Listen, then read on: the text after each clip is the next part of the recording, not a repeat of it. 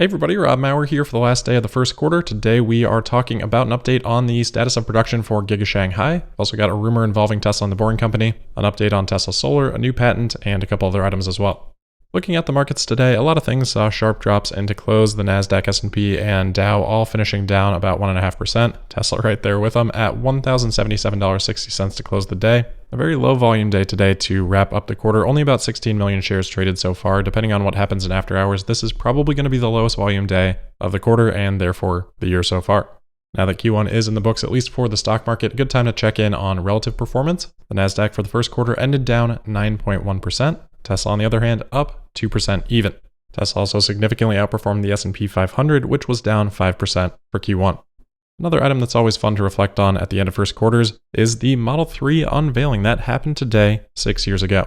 Although I didn't end up converting on my reservation right away, and that $1,000 reservation price would have been much better served in Tesla stock at that point, I still remember waiting in that line along with a lot of other people like me to put $1,000 down on that car that I had never seen before. I also took half a day off of work to drive down to Illinois and do that, which was fun to explain. Shockingly, people didn't get it then, people still don't get it now, but we all know that was one of the most pivotal days in automotive history, and it was fun to be a part of it. I'm sure many listeners have very fond memories of that day as well. All right, back to present day then. We've got another relatively light news day as we await the Q1 delivery and production report this weekend. Tomorrow I'll go through the usual production and delivery forecast just so we understand the context when those numbers do come in, and then I'll probably do a live stream this weekend when we do get the actual report. But until then, we do have an update on production at Giga Shanghai. As we've been talking about, those lockdowns have been affecting Tesla's production schedule. Originally, it had been reported that Tesla was looking to restart production on April 1st. Reuters today reporting that that will not end up being the case, saying that the latest notice seen by Reuters said that Tesla has canceled production plans for April 1st and April 2nd. Quote, two people familiar with the matter said Tesla had yet to secure permits from the Shanghai government for its trucks to deliver assembled electric cars outside of Pudong to western parts of the city, end quote. To me, that doesn't sound like something that would limit production. That would be more of a delivery thing. Maybe there wouldn't be enough space for newly produced vehicles if Tesla can't remove those from parking lots. So that may be a factor, but it also doesn't sound like it's necessarily confirmed from these sources that that is the reason for not restarting production, because they also write that, quote, the company may have also opted to extend the suspension because of a shortage of workers, with lockdowns continuing on some housing compounds, one of the sources said, end quote. So I don't think we can be positive about the exact reason why. We're just going to have to continue to keep an eye on this, and hopefully it'll just be a couple more days. If not, then we'll have to continue to remember this throughout Q2 as it will start to eat into second quarter production. Hopefully Tesla can make up some of that lost time because, again, they have been supply constrained, but as we've talked about, suppliers are probably also dealing with some of these same shutdown issues. All right, next up, this is something that I would normally slot towards the end of the episode, but it seems to be getting quite a lot of traction pretty quickly. This is an update from Boring Loop LV on Twitter, follows the Boring Company very closely, but is not an official Boring Company account. They tweeted out today, quote, major update, on Wednesday evening the Boring Company activated FSD 10.11.1 for its entire Las Vegas Convention Center vehicle fleet and ran several test vehicles without drivers. Many conference attendees enjoyed a flawless journey, further updates to follow, end quote. While that would be extremely exciting, I am very quickly throwing up the caution flags on this. First of all, we've talked about the situation with the Boring Company. As a refresher on that, both the Boring Company and Tesla have been in favor and are in favor of using autopilot and FSD in the tunnels, and so far, they have not been allowed to do that by the local government there. As a reminder, the restriction has been so significant that the drivers can't even use autopilot. I don't even think they can use traffic-aware cruise control. I think right now, all the driving has to be 100% manual.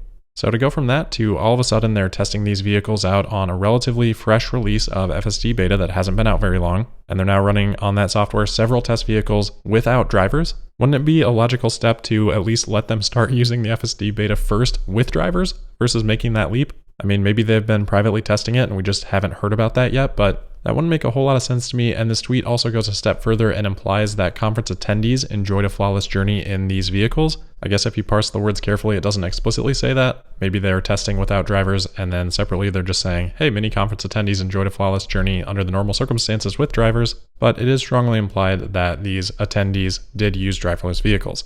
If that had happened, I feel like we would have heard about it from more than this one individual source, or the source would have an accompanying video to share with that to back up those claims. And as I'm recording, I'm not seeing anything like that. So I would love to be wrong on this, but I am just not believing it at this point. I do see that this account does follow me on Twitter, so if you're listening to this episode and you have something that can actually back this up, please send it along. I would love for this to be correct, but for those many reasons, I remain extremely skeptical. I don't know, maybe this is another April Fool's joke gone awry, like Volkswagen last year, if people remember that. Volkswagen just decided that, hey, they wanted to go ahead and announce that before April Fool's Day, which is really not how that's supposed to work. Maybe this is another blunder like that. I think it's a good reminder to keep your guard up tomorrow, either way. But even if this tweet isn't accurate, at some point we're going to see a tweet like this that is true.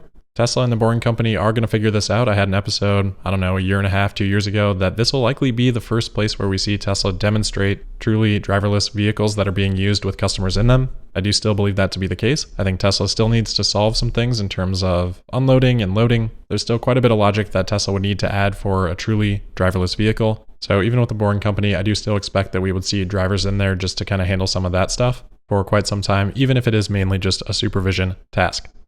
All right, next up here, we've got a report from Electrek on the status of the solar roof. Electrek is saying that they have obtained, quote, an internal communication from Tesla's solar scheduling team saying to focus on solar panel rooftop retrofits as solar tile supply is low. In the communication, the team committed to not schedule new installations, end quote.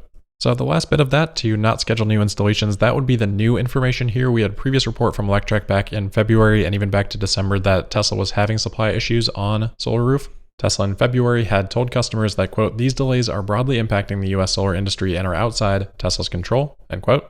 And unfortunately, with this report from Electrek today, that does not seem to be improving at all. Now, I think we're all aware that for some solar roof customers, that whole process hasn't been the easiest and breeziest. Shortages like this definitely exacerbate some of those issues. And Electrek talks about how there are customers that are kind of stuck in waiting without their roof tiles. Those customers do have dry-in roofs, and those stay waterproof for about 6 months, Tesla has told them. Obviously, that's not an ideal solution, and there can be problems with those dry-in roofs, but if that is the case, Tesla should be responsible for fixing those issues, and it does sound like that is what's happening. Obviously, a very tough situation for those customers, but hopefully nothing that creates anything that is unlivable or anything like that. All right, next up, we've just got a quick look at a patent that was published earlier this week. It was filed back in February of last year, and this patent is basically describing how Tesla is building their vision-based autonomous stack using a lot of training data and machine learning. Obviously, it is pretty detailed, but we have talked about these concepts on many occasions. One thing, though, that did kind of catch my eye was confirmation of something we've talked about when we see those Tesla vehicles out testing with LiDARs. Tesla walks through examples like that specifically in here, saying that, quote, in various embodiments, a machine learning model trained using auxiliary sensor data can accurately predict the result of an auxiliary sensor without the need for the physical auxiliary sensor. For example, training vehicles can be equipped with auxiliary sensors, including expensive and/or difficult to operate sensors for collecting training data. The training data can then be used to train a machine learning model for predicting the result of an auxiliary sensor, such as radar, LiDAR, or another sensor. The trained model is then deployed to vehicles, such as production vehicles, that only require vision sensors. The auxiliary sensors are not required but can be used as a secondary data source. There are many advantages to reducing the number of sensors, including the difficulty in recalibrating sensors, maintenance of the sensors, the cost of additional sensors, and/or additional bandwidth and computational requirements for additional sensors, among others, end quote. So we've talked about this, Tesla has talked about this many times, but I just thought that that was a very succinct way of explaining some of the advantages to Tesla's approach when it comes to sensors. All right, last couple of things for today. First, we've got a new subscription offering for Teslas. We've talked recently about a couple of these, most recently from Shell. Now there's a new subscription offering popping up from a startup called Kite that is going to have a Model 3 subscription from $995 per month. They'll offer a few different subscription options, including 3, 6-month, and 12-month terms. These sort of short-term subscription options seem to be popping up more and more. I think demand for that is probably increasing with more and more remote work happening. Maybe you just want to stay in a city for part of the year and something like this makes sense, and hey, maybe your company can even pay for it. So it'll be interesting to see how those things evolve and how they end up comparing to offerings from companies like Hertz or Turo and what the economics look like longer term. Lastly then, we've got an update on Canada. Earlier this week, they shared out what they're calling their 2030 emissions reduction plan, which outlines $9.1 billion in funding to help reduce emissions, $2.9 billion of that going to charging infrastructure, and additional incentives to make electric vehicles more affordable. They also say that they're developing a regulated sales mandate so that 100% of new passenger vehicles sold in Canada will be zero emissions by 2035. They also say they have interim targets of at least 20% by 2026 and 60% by 2030. There's also funding for a number of other clean energy initiatives, and they are expected to share a little bit more detail on exactly what changes would be made, for example, to EV incentives on April 7th. So we'll have to try to remember to keep an eye on that, as there's something else going on April 7th that might be a little bit distracting down there in Texas. But that'll wrap it up for today. So as always, thank you for listening. Make sure you're subscribed and signed up for notifications. You can also find me on Twitter at Tesla Podcast. And we'll see you tomorrow in Q2 for the April 1st episode of Tesla Daily. Thank you.